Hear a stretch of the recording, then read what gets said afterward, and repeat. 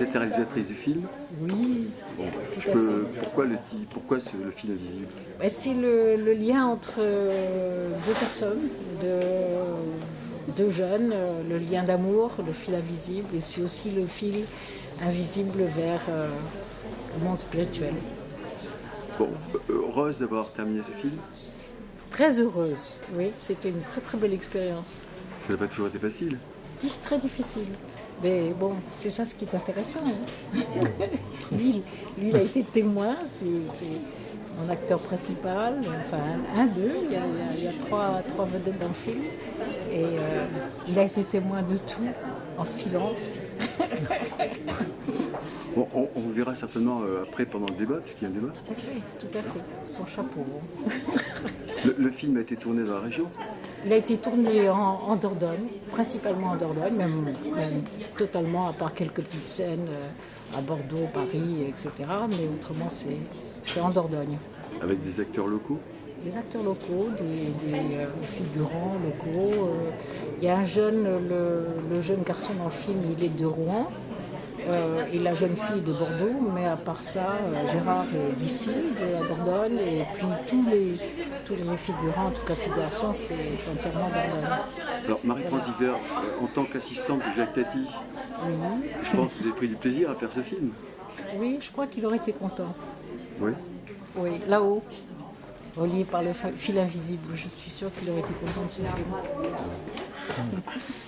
Marie-France Ziegler, c'est vous qui avez tout fait? J'ai tout fait, oui. Hein? Oui. Ah. J'ai tout fait. Ah ben oui, Marie-France, tu as tout fait. Voilà, tu as pris tous les postes. Voilà. Plus ou moins, enfin, donc j'ai eu beaucoup d'aide. L'histoire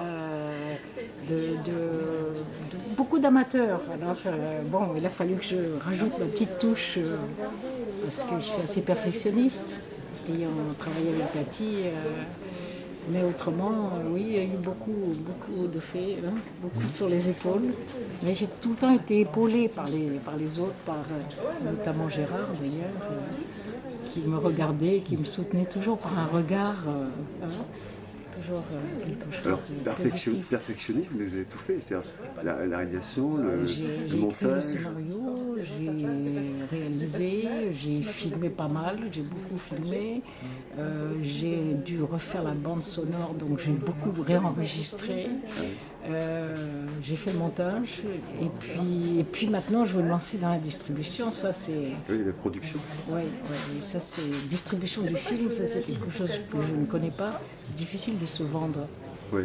Mais bon, on va voir. C'est encore une belle paire de manches. Hein. C'est une belle occupation en tout cas.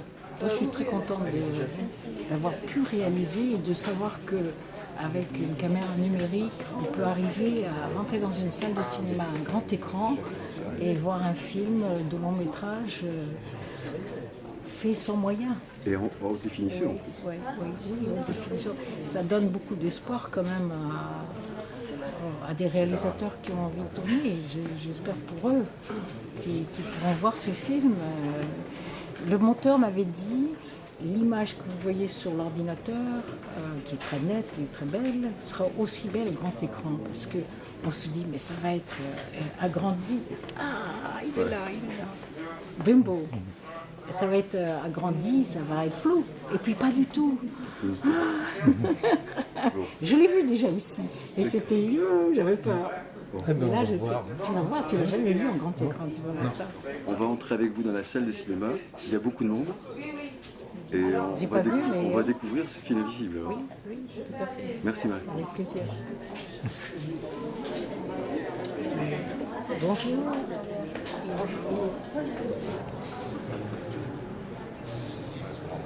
Gérard Chabert, donc Marie-France Ziegler, vous la connaissez, assistante de Jacques Tati sur ses derniers films et actrice aussi dans Playtime. Elle a été journaliste et critique de cinéma aux États-Unis. Elle a réalisé des courts-métrages, et notamment un que nous avions passé à Sainte-Foy il y a quelques années, Dernière nuit des Halles. Et donc, c'est son premier long-métrage, me semble-t-il. Peut-être va-t-elle nous dire quelques mots. Bonsoir. Vous êtes nombreux, ça fait plaisir. C'est toujours sympa de voir un film avec du public et c'est la première sortie publique de ce film. Voilà, c'est... Que vous dire, je vais vous parler du film. Il a été tourné en numérique avec une caméra grande comme ça. Ça permet ça donne l'espoir à des jeunes réalisateurs de pouvoir quand même faire un long métrage qui sort sur un grand écran. J'avais vu ça il y a quelques années avec un jeune qui avait son court métrage ici. Et je me suis dit, merde, je peux faire pareil avec mon long métrage. C'est un premier long métrage. J'ai fait beaucoup de courts métrages et puis je ne sais pas pourquoi. J'avais envie de passer la barre et d'aller plus haut et de me lancer avec ce projet. On me dit maintenant, mais il faut en faire un autre. J'ai dit non. J'ai fait le film on met tout dans un film. On raconte sa vie, c'est pas ma vie, mais tous les petits détails qui viennent, on a un ordinateur là-dedans avec toute l'expérience de sa vie, et à chaque fois qu'on pose la caméra, qu'on cadre, on est en train de raconter finalement quelque chose qu'on a vécu, on a l'œil de toute une vie. Et voilà, donc j'espère que vous allez l'apprécier. C'est un film qui est totalement différent de ce qu'on voit aujourd'hui. C'est tout. J'ai toujours aimé être... D'abord, Tati qui disait toujours je veux être entièrement libre avoir un contrôle artistique sur mon film. Et si j'avais eu un producteur, on m'aurait peut-être imposé une actrice parce qu'elle serait box-office ou un acteur, alors que j'ai choisi les personnages moi-même, j'ai raconté l'histoire que je voulais. Bon, les inconvénients de ne pas avoir d'argent, c'est beaucoup travailler avec des amateurs, beaucoup raccommoder les erreurs, mais j'ai fait le film que j'avais envie de faire. Et ça, j'avais beaucoup appris avec Tati, qui s'est toujours aventuré à faire ce qu'il voulait, et qui a eu énormément de problèmes dans la vie à cause de ça. Mais on est tellement plus heureux après d'avoir fait. On est totalement sincère. On fait quelque chose qu'on a envie de faire et on le fait. Et bon. Et là maintenant, Jean-Michel qui m'a proposé de passer le film, c'est le grand bonheur. Voilà.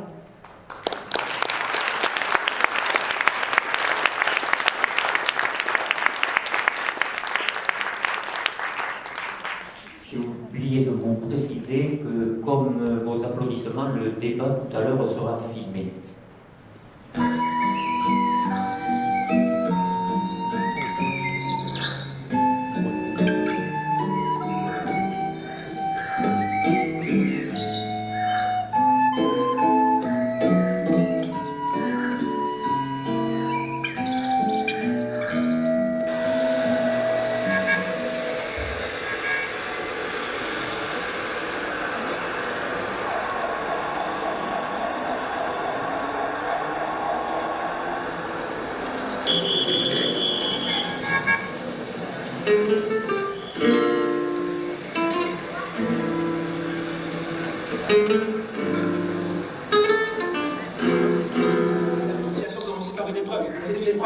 Justement, l'épreuve, c'est de lâcher prise.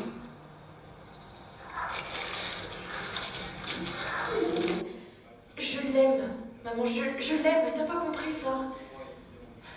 Je retourne en Dordogne parce que je ne peux pas vivre sans lui.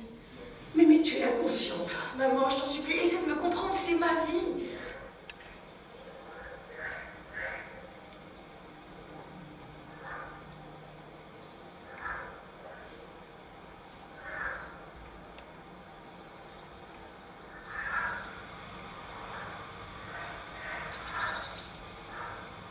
Je sais pas quoi faire.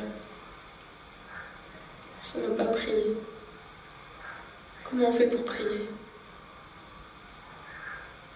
C'est à toi de trouver ta façon de demander de l'aide.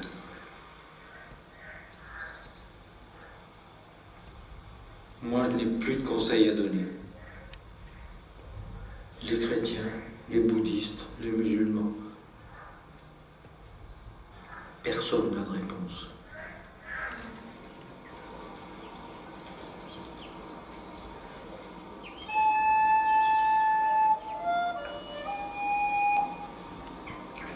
Humanité. Vous pouvez ici.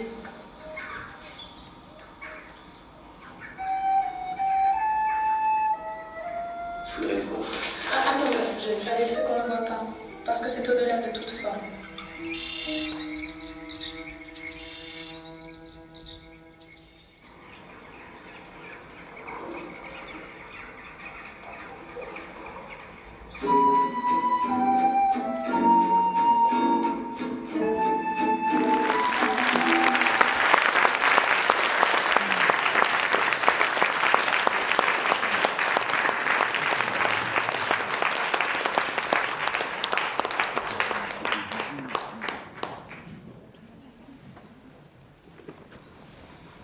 On demande peut-être à tous les gens qui ont participé au film de venir. Donc, Christiane?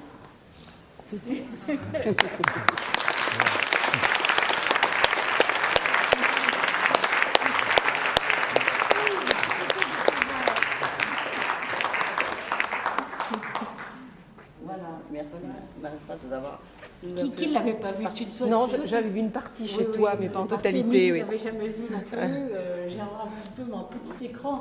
C'est différent quand c'est en grand écran comme ça. C'était très sympa de participer à ça. Oui, oui. Et ils se sont donné beaucoup de mal. Ça faisait 10 ans qu'on m'en parlait. Oui. Non, mais elle a tenu ses promesses quand même. Ah, c'est vrai, elle nous a appelés pour nous dire, eh bien, finalement, ça y est, ça se fait. Ça y est. Voilà. Mais c'est moi. J'aurais pas pu le faire sans tout l'aide de tout le monde. Il y a eu, et puis un de mes sponsors qui est venu de Bordeaux pour la projection, là, c'est super, qui m'a recommandé Célia, donc la jeune fille. Elle est belle quand même dans le film. Je trouve qu'elle est très belle et elle est très juste. Elle est juste toujours. Et à chaque fois qu'on tournait, dès qu'elle se mettait en place, elle était le personnage. Elle n'a pas jamais joué le personnage. Elle était le personnage. Et puis je t'ai oublié Anne-Marie. Viens. Anne-Marie. Et puis il y a aussi Walter. Walter qui a participé. Walter qui est un figurant aussi. Et Anne-Marie avec son petit chien, c'était le chien d'Anne-Marie. Excusez-moi si j'ai oublié encore quelqu'un, je suis très émue que vous soyez tous là. Mais Célia, pour moi, et au début, elle faisait beaucoup de théâtre, et je lui ai dit, mais le cinéma, c'est très différent, je dois pouvoir mettre la caméra devant toi, et aucun texte, et que je sache quel est ton état d'âme. Et cette fille a tout de suite compris, comme ça, et elle a toujours été juste dans le film. Elle ne joue jamais, elle est. Alors, c'est pareil au théâtre. Tous les metteurs en scène qui la font travailler disent que c'est extraordinaire. Elle vient à la première répétition, on lui explique ce qu'on attend d'elle. La deuxième répétition, c'est un peu juste, et la troisième, elle a trouvé qui on voulait qu'elle soit. Oui, et après, elle est d'un naturel incroyable. Alors, je lui ai donné comme exemple Meryl Streep. Je disais, je voudrais trouver une petite Meryl Streep. Et comme par hasard, j'étais dans une université américaine, dans la même université que Meryl Streep. Et je dois présenter le film pour la réunion des 50 ans de cette université. Et je vais envoyer un mot à Meryl Streep en lui disant de venir, si c'est possible. De toute façon, je lui enverrai le film. Mais ça sera amusant de voir ce qu'elle en pense, elle. Voilà. Mais bon, vous avez des questions parce que je peux vous répondre. Demandez le micro pour que tout le monde s'entende. C'est difficile, les questions. Pas de questions? Ça vous a plu? Oui, alors. Oui. c'est difficile. De très jolies, de très belles prises de vue. Oui, oui, c'est vrai. C'est ce qu'on dit, mais... Je suis discrète, j'étais très ému par ce film. Et je ne suis pas du tout cinéaste et je ne connais pas plein de choses, mais par rapport déjà à ce que vous avez dit sur le... Excusez-moi, je vous entends pas du tout. Par rapport à ce que vous avez dit sur le matériel très peu sophistiqué que vous avez utilisé, on est surpris de voir la qualité de l'image. Il y a un petit détail que j'aimerais questionner. Autour du film qui est superbement écrit et filmé, il y a un détail moi, qui m'a aussi frappé, c'est les oiseaux. Vous avez parlé tout à l'heure de votre enfance, et moi qui suis un père de conteur ancien, ces oiseaux m'ont toujours parlé, ces fonds sonores m'évoquaient des moments, ça avait à voir avec le temps, avec une poésie des choses, et ça m'a semblé à la fois comme un petit fond sonore anodin, et à la fois très sophistiqué. J'aimerais vous entendre par rapport à ça, comment avez-vous travaillé cela? Mais la première chose qui me vient à l'idée, c'est justement l'école Jacques Tati, parce que c'était, pour le son, c'était le maître du son. Alors j'ai toujours énormément appris avec lui, et j'aimais beaucoup les ambiances différentes. J'adore les grenouilles quand on est au bord de l'eau. Parfois, je trouve que les oiseaux... Souvent, j'ai utilisé des oiseaux pour camoufler des erreurs dans le son, pour les dialogues, pour cacher un petit peu d'interférence, des choses comme ça. Mais bon, j'étais à une bonne école. Tati il travaillait autant le son que l'image. Et même là, en voyant le film, je me dis, il y a encore des erreurs. Si j'avais, et peut-être que j'aurais de l'argent pour refaire encore la bande sonore. Parce que j'entends des inégalités que vous n'entendez pas, parce que vous le voyez pour la première fois, alors vous êtes dans l'histoire et tout, donc vous ne voyez pas. Mais je vois encore des erreurs, et on continue à travailler le son, pareil que l'image. Voilà.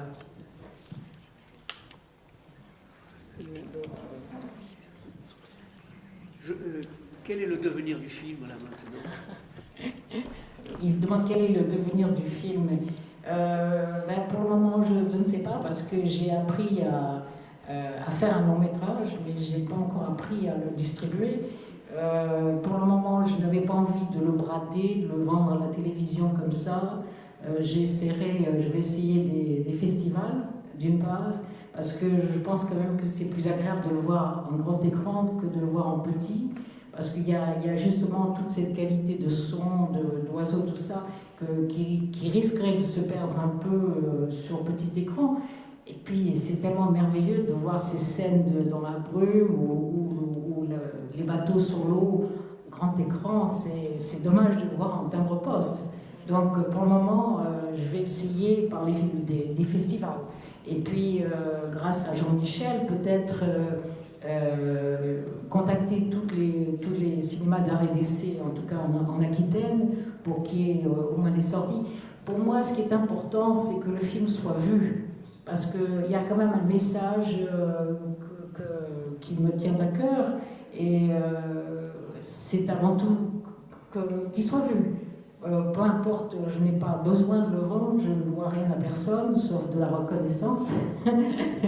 mais je voudrais qu'il soit vu au maximum. Donc voilà. Pour le moment, grand point d'interrogation. Tu sais que là où habite Célia, il y a un petit cinéma où ils accueillent comme ça le film. Il faudrait... Oui, mais je ne demande que ça. Je n'ai pas envie non plus de passer ma vie à aller taper à toutes les portes de tous les cinémas de France, mais j'espère que quelqu'un va pouvoir faire ça à ma place. C'est-à-dire un distributeur, si quelqu'un se présente, mais il faut qu'il ait vu le film pour décider si oui ou non veut. Ou bien aussi quelqu'un qui s'occupe de la distribution par DVD. Mais il faut qu'il soit vu. Voilà.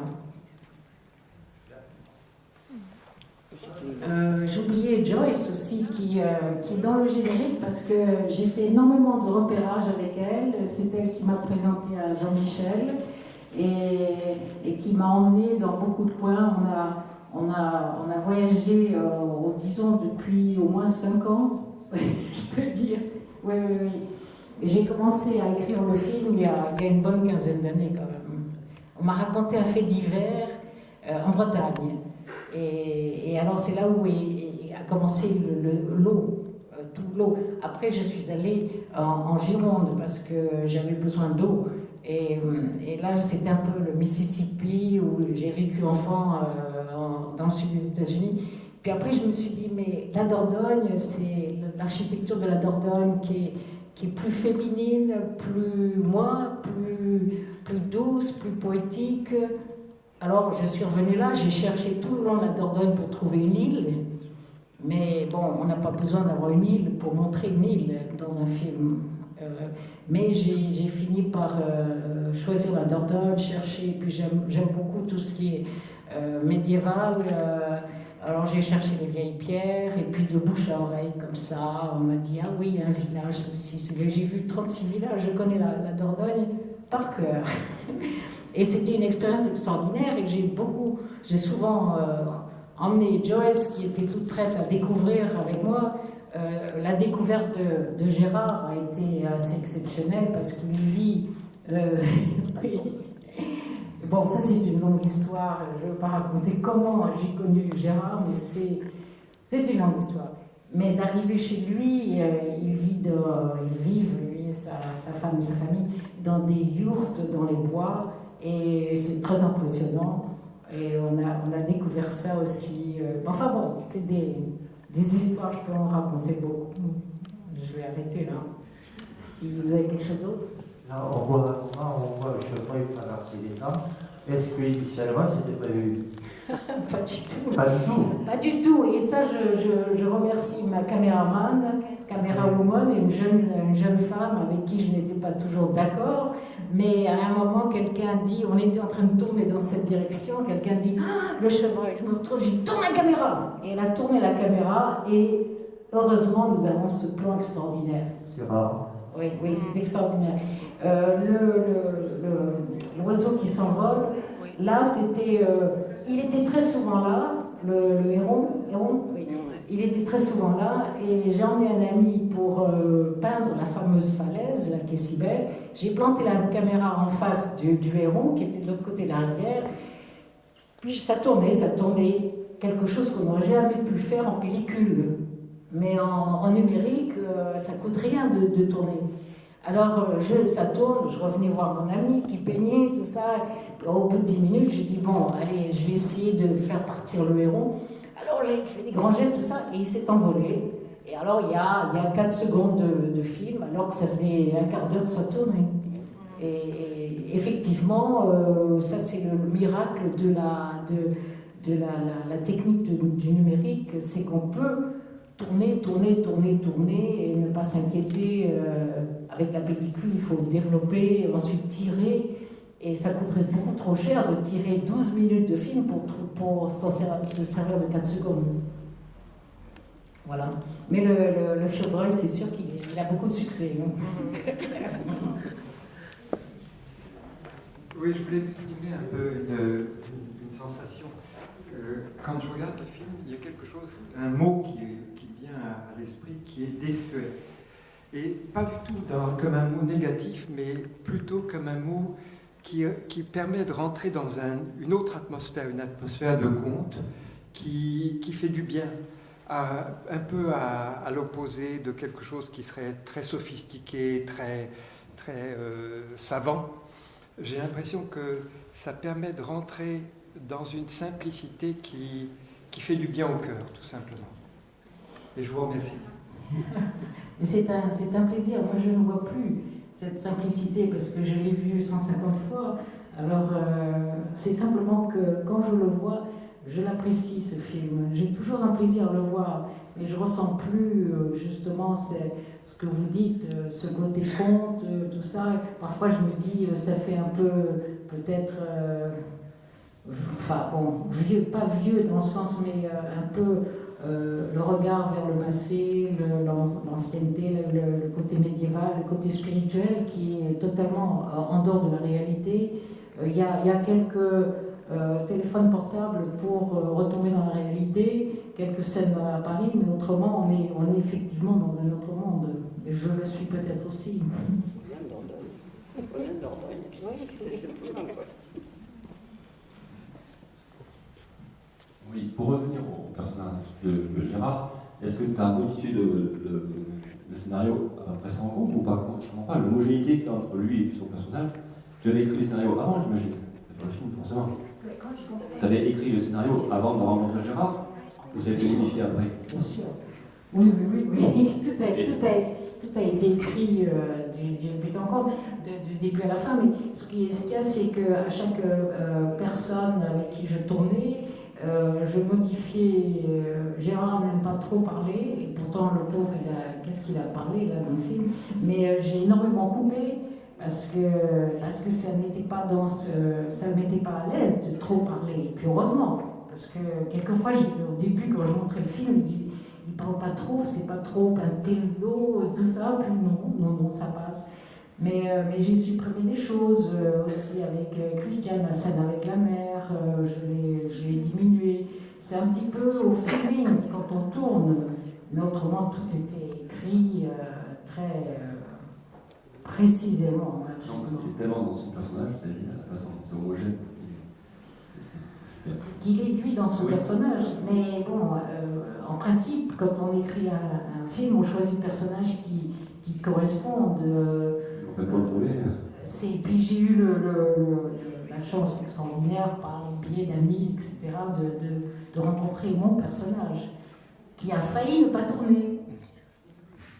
Pourquoi j'ai failli ne pas tourner? Parce qu'il paraît, Solange m'a dit qu'il paraît que la veille, il te dit non, je le fais pas. Oui, bon, alors quand même, il faut dire que Marie-France a fait de moi un comédien qui était vraiment inepte, qui n'aurait pas été capable ailleurs de faire ce qui a été fait.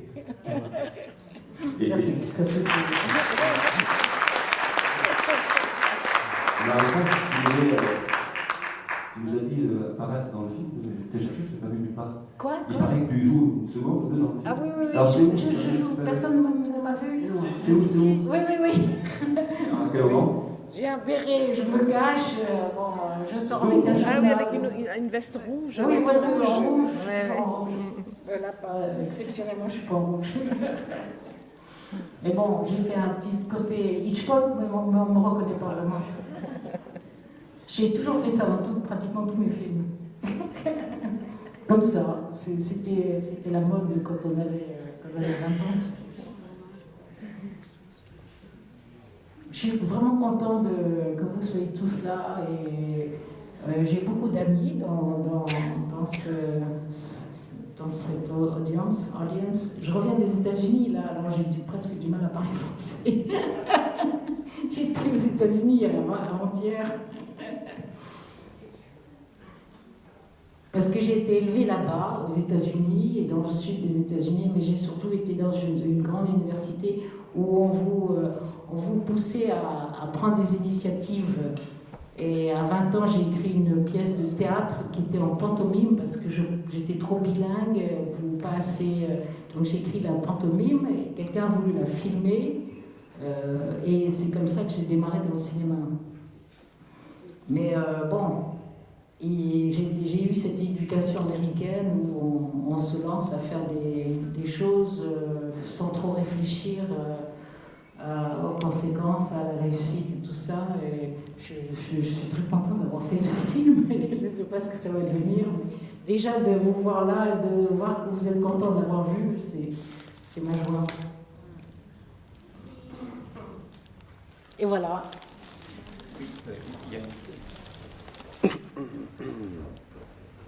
C'est assez magique. Bonsoir. Quand vous filmez les images publicitaires qui défilent, quelle était votre idée à la base? Qu'est-ce que vous vouliez rendre à partir de là? Qu'est-ce que je voulais rendre? Oui, comme idée ou comme image? Mais le côté en ville surtout, quand à Paris ou ailleurs, cette agression qu'il y a de toutes ces publicités, parce que j'ai toujours été très foncièrement opposée à la publicité, je pense que ça doit exister, mais on est mené un petit peu, on ne réfléchit pas. Enfin, ça revient toujours au thème principal d'être un peu plus intérieur et d'être proche de la nature. La nature ne vous agresse pas.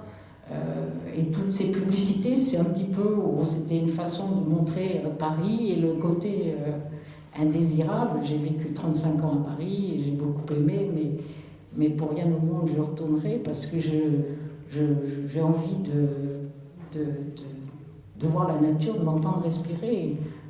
Et à Paris, que ce soit son ou image, on est constamment agressé. Voilà. Et moi, je veux revenir sur le son, parce que moi aussi, vraiment, j'ai été emporté. Je ne vais pas vous faire le coup de la verte douceur des soirs sur la Dordogne, mais c'est marrant. Je me suis réveillé avec cette phrase ce matin. Je ne sais pas pourquoi, bon, c'en est illustré, mais encore vraiment, bravo, j'ai été séduit par le son. Et une question quant au son, c'était qui les musiciens? Ils sont d'ici aussi, ceux-là? Il y en a un qui joue un musicien, Bembo, au-dessus. Il est reparti? Bembo joue un musicien, mais il ne joue pas la musique dans le film. C'est un groupe, d'ailleurs je vais les faire venir, enfin surtout Dominique Carré, cet été, je vous préviendrai, il y aura un concert à Pécani parce que ils étaient de passage ici, ils s'appelaient Cadoré à l'époque, il y a une bonne dizaine d'années, et je les avais aimés. Donc, alors la musique, le thème de William et Sophie, c'est la musique de Dominique, et le thème du film, c'est mon boyfriend russe qui chantait, qui jouait cet air, et je l'ai repris et je l'ai donné à Dominique qui l'a joué à la guitare, le vrai thème du film. Mais voilà. Et c'est un groupe qui n'est pas d'ici, il est de Bretagne, lui, Dominique Carré. Et tout le travail de mix du son, vous l'avez fait chez vous aussi? Non, on se téléphonait tous les jours, il m'engueulait. Je veux dire, le mixage technique, l'utilisation des oiseaux, les balances. Ah oui, je l'ai fait. Mais vous savez, oui. Super. Au revoir, monsieur Visconti. C'est vraiment monsieur Visconti. C'est le neveu de Visconti. Voilà. Donc la petite touche extra à la projection. Oui, vous savez, avec un ordinateur et un programme exceptionnel qui est Final Cut Pro, j'ai tout fait. Bon, j'ai appris beaucoup de choses, je n'ai certainement pas tout appris. On peut faire même l'étalonnage. Il y a un monteur à Montignac chez qui je suis allée, mais j'ai fait une partie de l'étalonnage et tout ça, puis j'ai eu un peu d'aide après, mais c'était pour rectifier les erreurs, mais en gros, je l'ai fait. On peut faire ça. C'est ça ce qui est exceptionnel, c'est qu'on peut arriver à faire un film. Bon, je ne dis pas que tout le monde est capable d'avoir la ténacité pour faire un film comme ça, parce que c'est dur quand même. Mais j'avais une idée fixe, il y avait ce film et tout le reste était secondaire, parce qu'il y a une équipe, personne ne s'entend, il y a des histoires, il y a des problèmes. J'avais une caméra avec une équipe technique professionnelle, et au bout de 15 jours, sur 8 semaines de tournage, ils ont quitté le film en emportant la caméra, le pied, tout le matériel. Voilà. Et puis ils sont partis en Hollande, c'était des Hollandais. Et ma caméra Canon, grande comme ça, que j'ai dans ma poche pratiquement tout le temps, eh bien j'ai fini le film avec ça. Mais merci Canon, hein, c'est exceptionnel. Et c'est William, Florent, le jeune garçon, qui m'a dit votre caméra est aussi bonne qu'au début on avait, enfin, il y a un autre truc. Mais il m'a dit, votre caméra est exceptionnelle, vous devriez vous en servir comme deuxième caméra. Ce qui fait que j'ai commencé, à partir du moment où il m'a dit ça, j'ai commencé tout le temps de tourner. Et ma caméra girl, qui ne connaissait pas grand-chose, a fait beaucoup d'erreurs. Et c'est grâce à ça que j'ai pu... Mes plans, tous les plans de la brume, du brouillard, ce sont tous les miens, avec ma caméra. Parce que tout ce qu'elle faisait, enfin là, elle s'était trompée de cadre, enfin, des tas de bêtises, mais venant d'une étudiante. Mais c'est grâce à ma Canon. Alors, bon. Je pense qu'on n'est plus dans la technicité, on est peut-être plus dans l'émotion, dans vos sentiments en fait. Plus qu'un bon outil, mais je ne veux pas parler de ça. Plus qu'un bon outil de travail, je veux dire, il y a vraiment. C'est votre émotion qui a. Voilà, il y a aussi l'œil. On va peut-être révéler ce qu'a dit la dame parce que personne n'a entendu. Au-delà des aspects techniques, c'est la sensibilité de la réalisatrice qui compte, c'est ce que vous avez dit. Hein. Voilà, d'accord.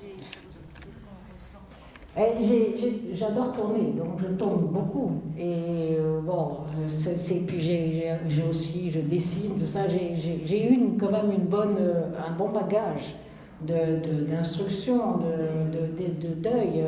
Alors, vous avez laissé en faire quelque chose. Mais les plans sur l'eau, là où on voit le soleil reflété dans l'eau, avec on était en train d'attendre que le soleil se lève.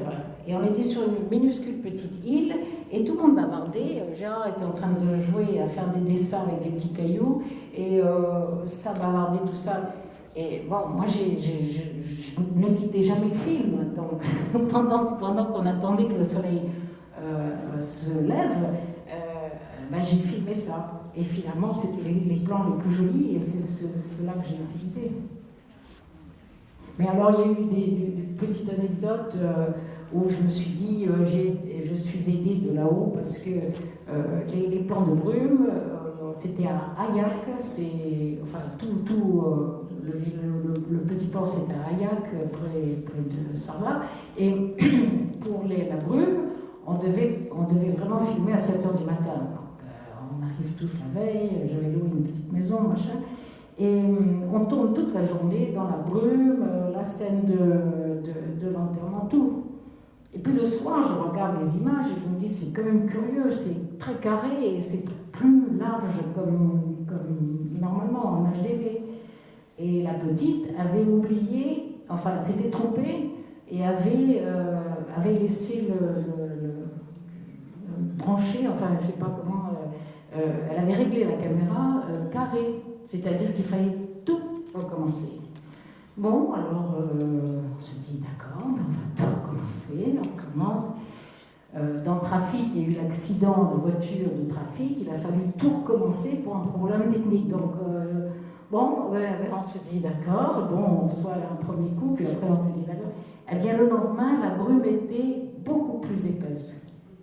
Et c'est la qualité de ces images dans la brume, c'est justement parce que la brume était beaucoup plus épaisse. Et je me suis dit, là-haut, peut-être Jacques, mais merci pour la bêtise, l'erreur de la petite. Voilà, mais il s'est passé des choses comme ça. Souvent, on était à Bordeaux en train de faire la scène du bistrot où les jeunes filles sont à l'extérieur avec la table de bistrot un peu haute comme ça et le bar qui est la benne, la poubelle en face pour le clochard. Et j'avais trouvé un gars qui était un peu bourré, de ça, mais bon, de loin, on ne voit pas trop que c'est un clochard. Et puis au moment de dire moteur, ça tourne, il me dit, mais les clochards, ils ont toujours des chiens. Mon copain à côté, il a un chien, vous me donnez 30 € de plus, je vais chercher le chien. Allez-y, allez chercher votre chien. Et je disais, Jacques, parce que Jacques, en plus, c'était Tati, il adorait les chiens. J'ai dit, ah, c'est lui qui m'a envoyé le chien. Ça, j'en suis absolument persuadée. Et parce que ça change tout. Je n'ai même pas pensé que c'était un acteur, je croyais que c'était. Oui, voilà. Non, mais je l'ai ramassé dans le bistrot où on mangeait, parce que je devais en avoir un et il n'est pas venu, on va voir à la dernière minute, on fait ça. Mais grâce à ce chien, on voit que c'est. Enfin, on a compris que c'était un clochard. des petites choses comme ça, c'est formidable quand même. Marie-France, je crois que vous avez un fil invisible entre Jacques Tati Voilà, oui, c'est exactement ça. Mais j'ai ressenti une très grande émotion parce que j'ai l'impression qu'on retournait en arrière, mais on était bien dans notre époque par bien sûr les portables, etc. Mais c'était vraiment profond comme émotion, puis beaucoup de fraîcheur aussi. J'ai trouvé ce film admirable. Merci, merci. Ça fait plaisir d'entendre ça parce que bon, je l'ai fait avec sincérité. Et je l'ai fait avec amour parce que quand on regarde dans sa caméra et on filme, ce qu'on trouve beau, j'ai toujours envie de cadrer, de voir les couleurs aussi. Alors des choses exceptionnelles aussi parce qu'au moment de tourner la scène finale, enfin les scènes finales, Célia vient avec ses tenues, parce que les jeunes avaient leurs tenues, je voulais rester dans le style d'aujourd'hui, et elle avait deux vestes, une veste beige, marron, je sais pas quoi, et la framboise, couleur framboise, et j'ai dit, bon, la couleur framboise, et je me suis dit, mais si elle était venue avec une veste noire et une marron, jamais j'aurais pas été acheter une veste, et il y a eu le concours de circonstances qu'elle est arrivée avec la veste de cette couleur qui fait, parce que elle et le maltais sont liés, et la couleur rouge, il est en rouge, et elle a, dans la scène où ils viennent voir où il habite, il y a sa main qui longe la ligne à linge où il y a la couleur rouge, donc il y a le lien du rouge qui est la passion, qui est enfin de toutes sortes de choses. Le rouge, c'est les mariés chinois s'habillent en rouge, hein. Les mariées chinoises s'habillent en rouge.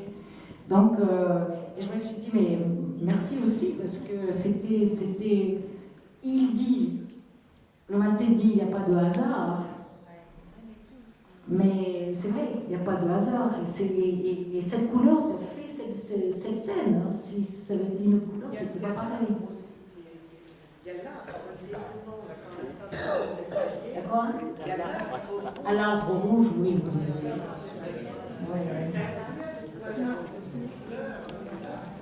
Et puis le paysan avec ses vaches là, qui déploie, et qui est en plus en rose. Mais bon, je voulais, j'allais très très souvent, 100 fois je suis allée à cause du violence. Et là, j'avais toujours la caméra avec moi, j'ai freiné vite fait et je suis sortie, j'ai filmé toute cette scène-là. Et je me dis, mais c'était tellement beau de voir ce vieux, puis il engueulait ses vaches aussi, on entend un petit peu off. Ouais. Et ça aussi, bon, c'est pas le hasard, mais il faut être tout le temps à l'affût quand on fait un film. On cherche tout le temps l'image. Qu'est-ce qui fait que ça sera beau enfin, ce qui est formidable d'avoir fait ce film, et tout ce que je fais d'ailleurs, mais c'est de vivre la passion. Parce que finalement c'est ça, que ce soit la passion de l'œil, de l'oreille, de tout, mais de vivre la passion et d'avoir eu l'occasion dans ma vie de vivre ces moments exceptionnels, je suis très heureuse. C'est ce que je disais quand il y avait les bagarres, je disais surtout, mais c'est là, c'est son rêve de sa vie, laisser la faire ce qu'elle veut, quoi, parce qu'il y en a eu des bagarres quand même. Et même avec la bande de son, tu racontes pas tout. Oui. Cette situation de la réponse, c'est bien émouvant et spirituel. Je n'entends pas. Ah, je répète. Félicitations à Marie-France, c'était bien spirituel et bien émouvant. Et je me demandais si les chansons des oiseaux sont actuelles ou ajoutées après. Le chant des oiseaux, ça dépend des oiseaux. Oui. Certain scenes are. J'ai trouvé sur Internet énormément d'oiseaux. Les oiseaux sur la rivière au petit matin, je le trouvais formidable. J'adore ces oiseaux-là, mais ça j'ai trouvé sur Internet. I found them on the web. lot of the birds. Mais tout ce qui est coucou, tout ça qui est dans le village, ou les grenouilles, les oiseaux mais j'ai rajouté des oiseaux quand même. J'ai rajouté des oiseaux un peu partout. Les chansons. Les chansons. Oui.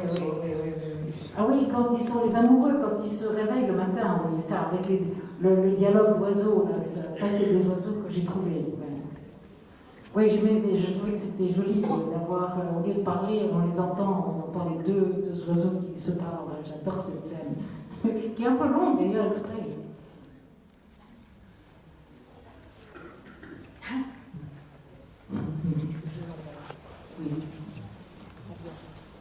Je peux dire quelque chose, Marie-France? Pardon. Merci. Non, j'ai pas besoin de ça. Non, j'attends.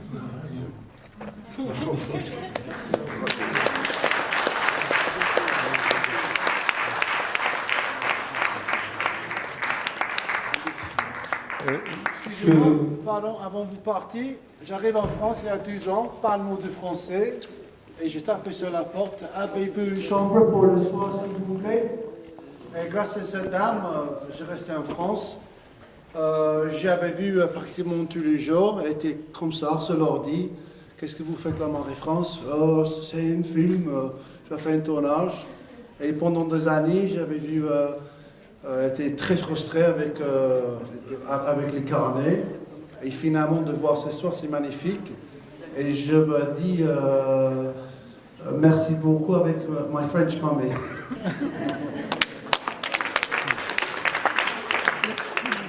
Je vous propose qu'on termine dans le hall autour d'un verre.